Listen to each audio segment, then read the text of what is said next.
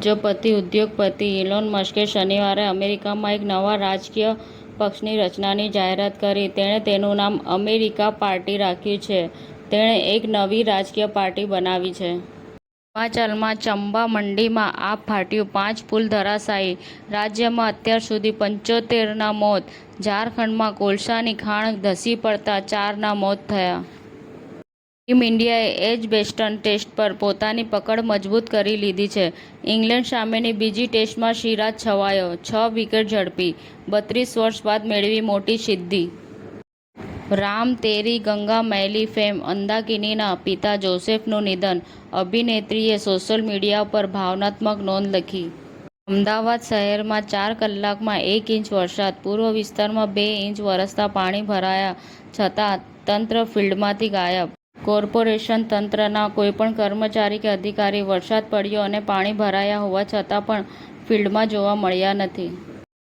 Institute of chartered accountants of ઇન્ડિયાએ chartered accountant final, intermediate અને foundation પરીક્ષા મે 2025નું result જાહેર કર્યું છે, જેમાં સુરતના શુભમને 13મો રેન્ક, ઇન્ટરમીડિયેટમાં તન્મય જૈનનો 4થો રેન્ક, ફાઇનલનું 18.75% રિઝલ્ટ છે. ફિલ્મને ઓટીટી પર તાત્કાલિક રિલીઝ નહીં કરવાનો આમિર ખાનનો વ્યૂહ સફળ જઈ રહ્યો હોવાનો સંકેત. સ્ટોરી હશે તો ફિલ્મ ચાલશે. ઓટીટી પર રાહ જોવા કરતા લોકો થિયેટરમાં જવા તૈયાર છે. વડોદરામાં દર વર્ષે વાજતે ગાજતે નીકળતા ભગવાન વિઠ્ઠલનાથજીના વરઘોડાના પ્રસ્થાન સમયે મેયર સહિત ભાજપના અધિકારીઓ હાજર રહેતા હોય છે, પણ આ વખતે એક પણ નેતાજી ફરક્યા નહીં. નાણામંત્રી નિર્મલા સીતારમણે બ્રિક્સના નાણામંત્રીઓ સાથેની બેઠકોમાં દ્વિપક્ષીય મુદ્દાઓ પર ચર્ચા કરી. કેરળમાં નિપા વાયરસનો કહેર, 425 લોકો દેખરેખ હેઠળ.